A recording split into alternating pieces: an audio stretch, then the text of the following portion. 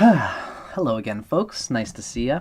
My name is Dustin Cormier. Welcome to How to Rock Astrology. This is us continuing our conversation on Stephen Arroyo's classic Astrology, Karma, and Transformation. We're talking about Saturn, and now we're going on to talk about Saturn in the natal chart. We're going to talk about its sign, we're going to talk about its element, we're going to talk about its aspects, the aspects to it, before we start getting into the transits of Saturn. So welcome. As usual, this is a live podcast. If you feel like making any questions, making any comments, feel free to launch them out and I'll do what I can to answer them. Now, continuing from our last video, this is Saturn in the natal chart.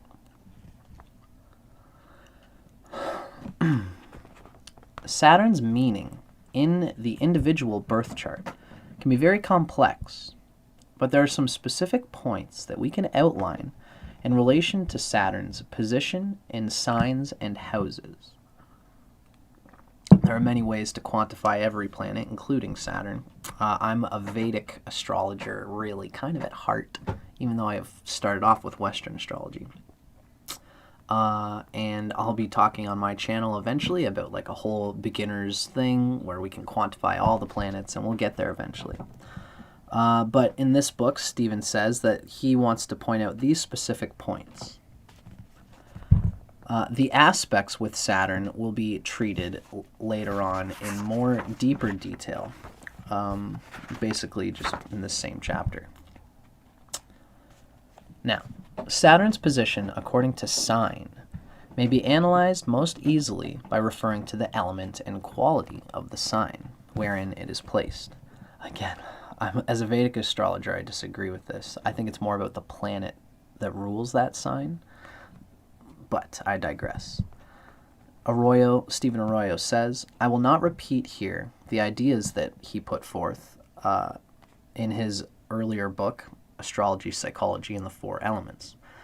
But anyone interested should refer to pages 140 through 143 of that book for a detailed explanation of Saturn in the various elements. Saturn's meaning in the quadruplicities, the mutable, cardinal, fixed modality, may be briefly outlined as follows.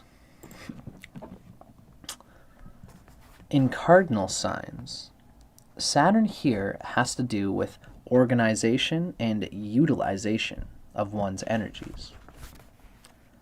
A primary mode of active energy expression, whether it's water, earth, air, or fire, tends to be blocked or held back, indicating the need to stabilize that type of self-expression and to work at developing that quality through effort. Now, different signs do better at this than others, I would say. Obviously, the hardest cardinal sign would be Aries, Saturn's debilitation point, where all of this rickety energy and shaking has a hard time finding a relationship of the self with the energy that it's dealing with. It tries to identify with the energy and ends up getting very lost and pulled around, and then the self loses its own sense of what am I when I'm always getting pulled around. Saturn in Libra has the same lots of energy, and it's hard. It's very probably socially awkward when it first starts out. But through the social awkwardness of Saturn in Libra, one actually learns very diligently, very discernedly, how to be charming and effective in social situations. And it's good for Saturn. The person learns how to deal with their own difficulty through this enjoyment of learning through other people. In Cancer, it's tougher because Saturn doesn't do well in Cancer, which is ruled by the moon. The moon is not a friend to Saturn at all. The moon's an enemy to Saturn. And Capricorn is probably the second best cardinal sign for Saturn to be in, because it's its own sign. In fixed signs, Saturn here is almost always indicative of strong willfulness and rigid habit patterns that can block the flow of the love energy of life. Here, the expression of the essence of the life force the innermost self, and one's essential vitality must be totally restructured. Or, well, must be restructured anyway. That's what it says. Excuse me. There's often a lack of trust, and usually a lack of true givingness and love. This may, of course, be compensated for, but the tendency is present nevertheless.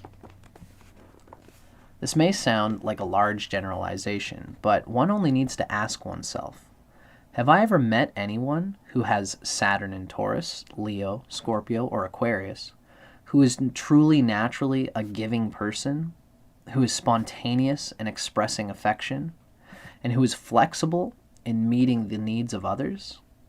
Such people are rare, although they're there. I would say that they are there. I know a guy who's got Saturn in Scorpio, and that's like a tough place, although Scorpio is very close to Libra, so Scorpio is tough because Mars is neutral to Saturn, so it's not that tough. I guess it's not that bad. Is that right? I always like to check these things. In Vedic astrology, we consider that the planets have relationships with each other, and Mars is an enemy to Saturn. So that's why in Scorpio, Saturn has a very hard time. It's the restlessness, the aggressiveness, kind of defeats Saturn's desire to grip on things. It pushes itself too hard, and it ends up having no muscle left to grip in the important moments in life. Saturn in Taurus is better by sign, because Venus is a better friend to Saturn, but Taurus is very close to Aries, and debilitation works by proximity. So Taurus is good by sign because it's ruled by Venus, but it's a tough place for Saturn because it's so close to Aries. It identifies with its troubles, and it loses its grip on what it's trying to get grounded in. In Aquarius, Saturn is actually in its Mula Tricona. It's like the second best place for Saturn. It has this is my placement. I have Saturn in Aquarius, and I can be pushy, constantly pushy. I tell everyone in my life that I am not available Tuesdays at 4 p.m. no matter what, because I serve this astrology thing that I do. And it's pushy to them, but it's for the right purpose, because I get to do this thing that serves everybody else and enriches my life and my finances and all these things. So Saturn in Aquarius is willful in this way, and anyone who wants to go out with them has to deal with it. But it's not, it's in its own sign. Aquarius is ruled by Saturn anciently. It's the primary ruler, whereas the secondary ruler is Uranus. And Saturn in Leo is tough. Saturn in Leo is one of the tougher ones, although, again, it's getting closer to Libra. The Sun is an enemy to Saturn by sign, so that's tough. It's very willful, very egotistical, and can have a hard time trusting and letting go into things and into people. But once you do, they really tend to be locked into whatever, depending on the strength of the Sun. This is how I think of things in a Vedic sense.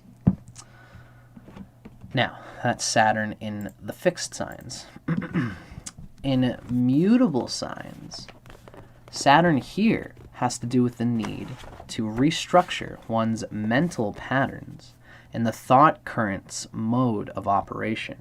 Saturn obstructs and gets rigid in one's reception to data from within or without, and the person has to let go of these rigid mental patterns. The mind often tends towards negative thinking, worry, and opinionatedness, stemming from past life training or conditioning. Here, the person must reorganize the way he or she thinks, as well as the way he or she applies mental energy towards understanding and ordering everyday experience. And when they do this, they will either become functional towards themselves or very functional towards other people. Case in point being Saturn in Sagittarius and Pisces Pisces is not a good place for Saturn, but in Sagittarius, it's kind of close to Libra, as well as being kind of close to its Mula Tricona point, its strongest point in Aquarius. So Sagittarius is not a terrible place. And by sign, Jupiter's neutral to Saturn. So it can be expansive, but sometimes it's expansive in the wrong way. That's what tends to happen with Saturn and Sagittarius. Early in their life, they're very optimistic about sowing wild oats. They see that they've been wasting time in their lives in things that aren't meaningful, and then they become, oh, now I really want things to be meaningful. And that's why after their Saturn return, Saturn and Sagittarius people can be rigid in their mental thinking about what is meaningful in life, what is important, what liberation and freedom are all important and special. And they can be political people who are interested in the difference between liberal and conservative, and being conservative about the right things and liberal about the right things. And they can be rigid wherever they go with all that, unless Saturn is exceedingly well placed in the chart. So that's kind of Saturn in Sagittarius. Saturn in Pisces isn't as good because, again, Jupiter is ruled anciently and more primarily by Jupiter. Pisces is ruled by Jupiter, and Neptune is a secondary ruler.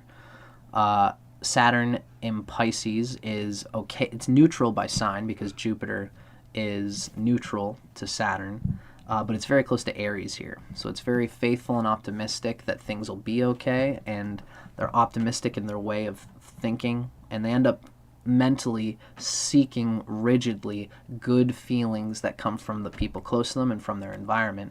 And by seeking that, they're constantly let down, and they begin to get a bitterness about the positive, good, healing energies in life. And they start to, especially if Saturn is ill-placed, even more so, this Saturn will become bitter about who they give their love and affection to, and how open they are to inviting new people and ways of thinking into their lives.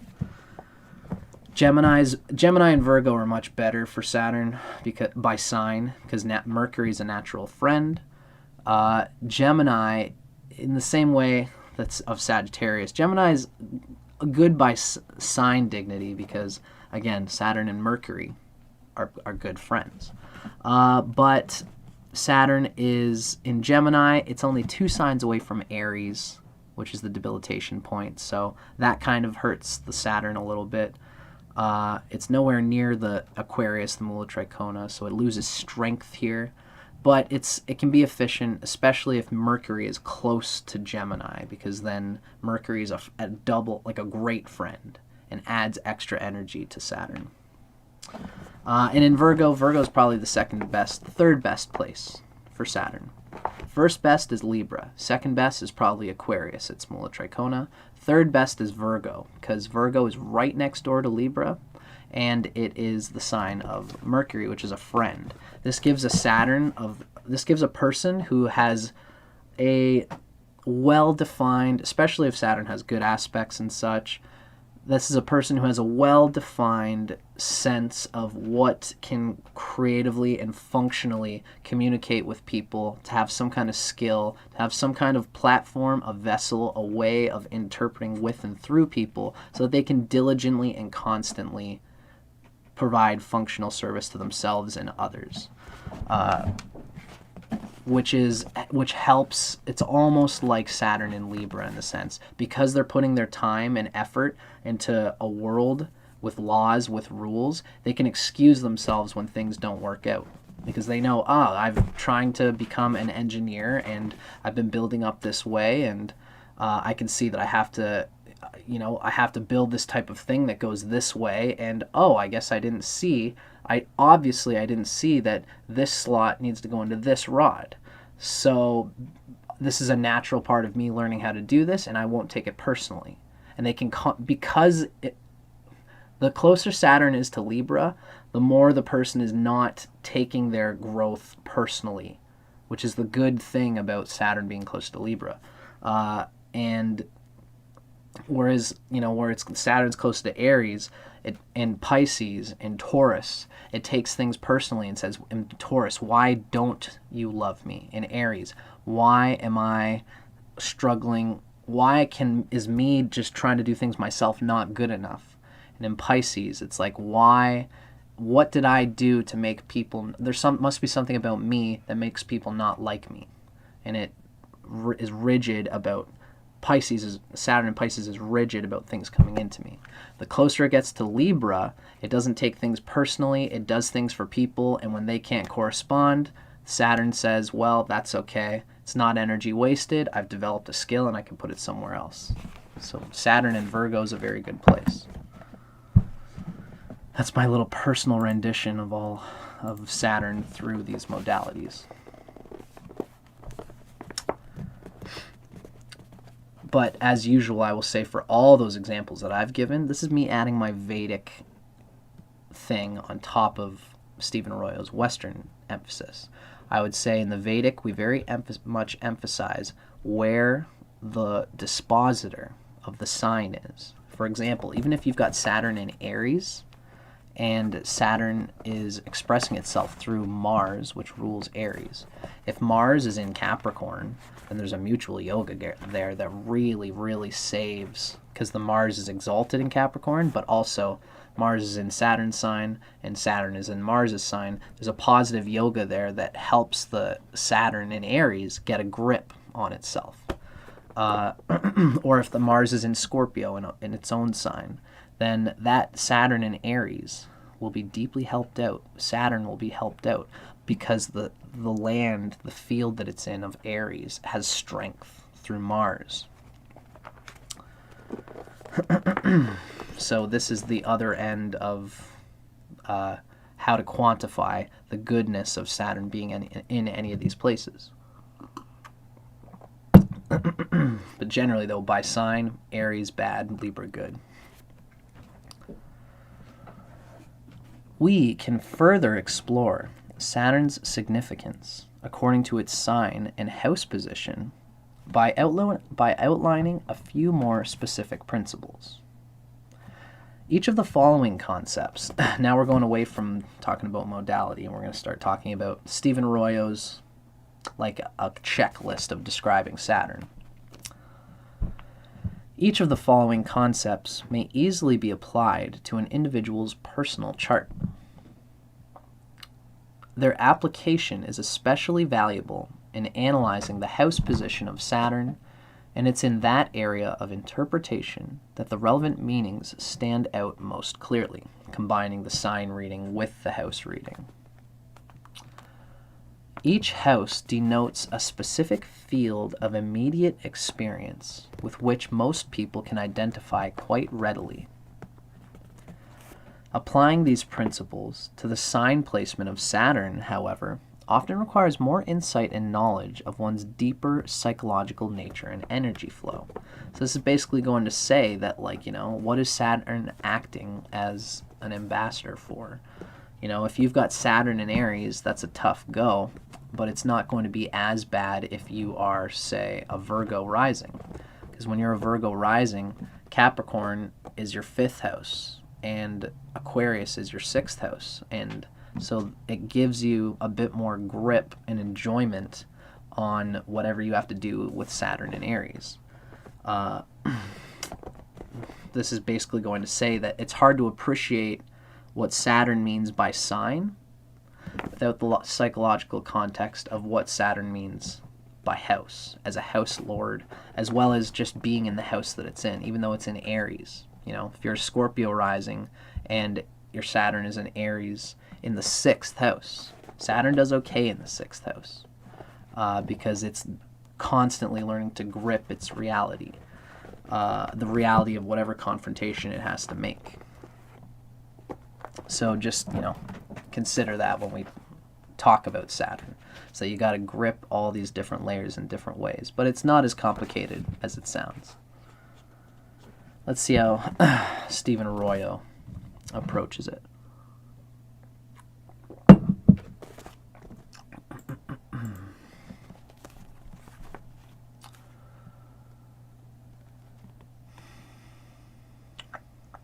Applying these principles to the sign placement of Saturn often requires more insight and knowledge of one's deeper psychological nature and energy flow. Now, Arroyo gives us this checklist for defining the nature of this inner definition of Saturn. A. Saturn in the natal chart shows where you're too attached and rigidly ego-centered, so that you try to control yourself in that area of life in too extreme a way. Hence, you often react defensively in that area of life, since you are tied up in a knot of negativity. Hence, one must experience some hard lessons in that area of life in order to wear down the walls of defensiveness and egocentric attitudes. So this could happen with anything related to the house and the sign. If you've got Saturn in Leo, and let's say you are a Gemini rising, so Saturn is in the third house in the sign of Leo. You have to think about what you have to consider that this Saturn will make you rigid in the way you express yourself, third house. And of course that self-expression will carry the weight of the sun, because Leo is the third house for a Gemini rising. So the sun, the Leo, the expression comes through with mercurial third house reality, Gemini expressiveness and communication and writing, this sort of thing. Saturn being there will make it hard for you to do these things, hard to communicate. It might even give you something like a lisp, or a forcefulness of your energy, or a scattering of your third house energy because of pride's sake, because you need to feel like you need to do it. Maybe your father pressures you to speak quickly, boy, get it out of you, and then the pride in you through Saturn and Leo says, look, I can, I'm having a hard time. And then because of the pride and the Leo, the Saturn in the third house of Leo would be mixed up with pride as well as communication and readiness to communicate. But it's through that pressure, especially if Saturn again is well placed, has positive aspects, this pressure will cause you in immediate moments, maybe after you pass your Saturn return, you'll be able to be in a company and the employer will say, look, I need you to give me a quick answer from this field of data about this, bring it to me, and then go and communicate to those people what you found in those findings based on that bit of data. And the pride in you, the desire of you to express in the third house way will be ready for it, because Saturn put that pressure on you if it was well placed. If it wasn't, you might always struggle with this. It's the nature of Saturn's gifts or its losses, depending on how you take it and how it's placed in your chart. It gives you a struggle, and you can either choose to redeem it or not. Now, B. What else does the principles of Saturn give us in a natal chart? As one spiritual teacher has written, duty and responsibility, Saturn, is the dam that holds the mind in check. Hence, that area of the chart wherein we find Saturn is an area where we experience specific karmic duties and responsibilities, which serve to help us discipline our minds and desires. This discipline, in turn, helps us to begin to take responsibility for our own actions, desires, and involvements in this area. The discipline may, for a time, be experienced as frustration or inhibition, but, as every counselor or psychotherapist should know, frustration may be therapeutic in that it throws the person back on himself, thus giving him the opportunity to develop an inner strength by drawing on his own deeper resources. Very clear. Now, Stephen Arroyo goes on. C. In the natal chart, Saturn symbolizes a point of great sensitivity, an area of life where one may strive to overcome limitation through a serious, thorough, efficient approach. Or the person may react by building a wall around himself in that area of life for self-protection, thus ensuring that a deepening negativity will develop over the years. Right. a deepening negativity will develop over the years if you just build a wall around yourself instead of dealing with that thing. Saturn can indicate where feelings of inferiority, self-consciousness, or oppression afflict us, thus eventually causing resentment and bitterness if the challenges are not appropriately met.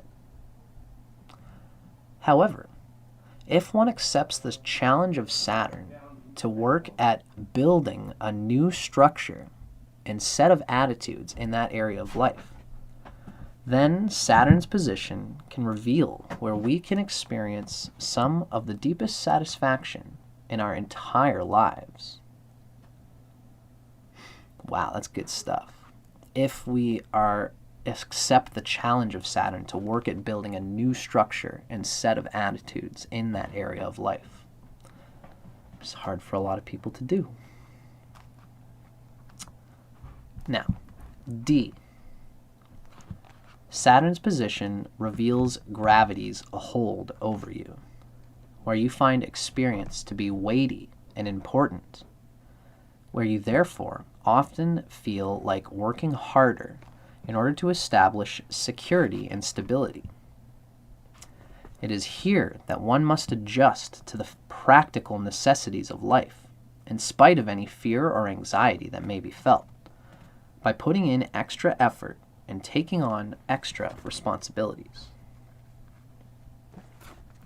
And finally, the last expression of Arroyo's runaround of Saturn in the chart. Saturn's position shows where you are especially sensitive to social norms and expectations, where you need social approval and/or you want to live up to some standard of success or recognition. In many cases, the person will act as if he or she absolutely rejects social roles or norms in the indicated area of life. But such behavior should not always be taken at face value, since the person is often, in fact, reacting to fear of failure in that field of activity. Since the person feels that area of life to be so deeply important, the individual may want to avoid it entirely or to reject it completely, rather than facing the fears and taking on the weighty tasks that it requires. And this is often just a thing that happens to people, to anyone who's trying to deal with Saturn. Now, we are about a half an hour in, and I'm just deciding Saturn in the natal chart. Yeah, we're going to just continue on with this and consider the aspects of Saturn to be part of this chapter.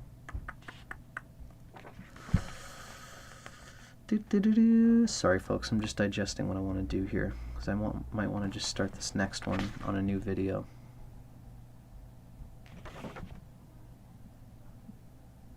Yeah, we should do that.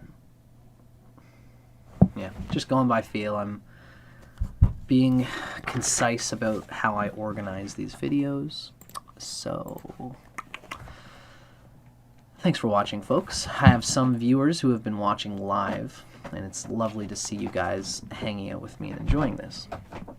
Let's take a quick commercial break. We're going to take about 3 minutes. Let's shoot for 5:50 p.m. We're going to jump back on here, and we're going to continue our discussion. For those who are watching live, we're going to continue our discussion in about 3 minutes, and we're going to discuss the aspects of Saturn in the natal chart. So thank you for all those who have been watching. Just stay tuned. We're going to come right back on.